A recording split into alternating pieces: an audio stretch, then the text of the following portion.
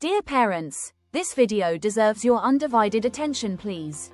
Children and young people between the ages of 3 and 12 who spend 2 or more hours daily on screens are up to 90% more likely to present with behavioral, vocabulary, and key negative developmental challenges compared to their peers with limited screen time exposure.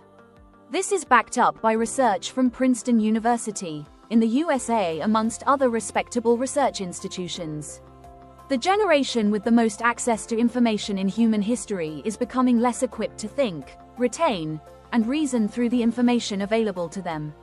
When the brain becomes repeatedly exposed to fast-moving, algorithm-driven content, it gets conditioned to skim, not to think or reason, and some parents, if not most, are completely unaware this is happening.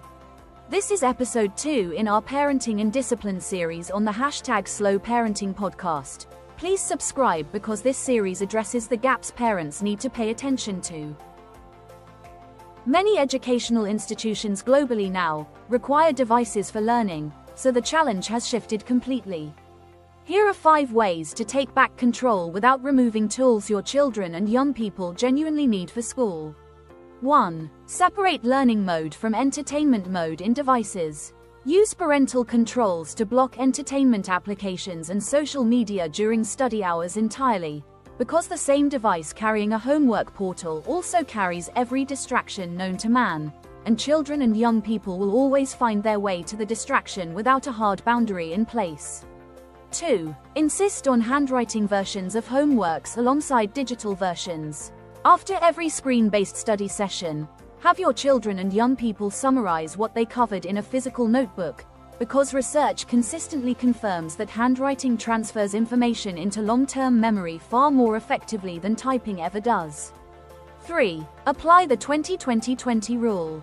This requires that for every 20 minutes of screen study, your children and young people must take a 20-minute break completely away from the device, because this interrupts the hypnotic pull of the screen and gives the brain the pause it needs to consolidate what it has just processed. 4. Audit what educational actually means. Sit with your children and young people and go through every application on their device together, asking what they have genuinely learned from each one in the past month, because many platforms marketed as educational tools are built with the same addictive mechanics as entertainment applications. 5. Make conversations the final steps of every study session. Before the laptop closes, ask your children and young people key questions about what they just studied, because the moment they have to explain something out loud, their brain shifts from passive exposure into active memory, which is where real learning and cognitive development actually happen. These 5 habits would together rebuild the thinking capacity that unmanaged screen time is quietly and consistently taking away from our children and young people. The live stream video on this topic goes much deeper. Please watch it and engage with us. We would love to have you in that conversation. Thank you for watching. If this video is helpful, please like, share, and leave your thoughts in the comments. Kindly share with other parents who are navigating this, and stay connected with the #slowparenting podcast community. Please subscribe and turn on notifications so you never miss a new episode in this series.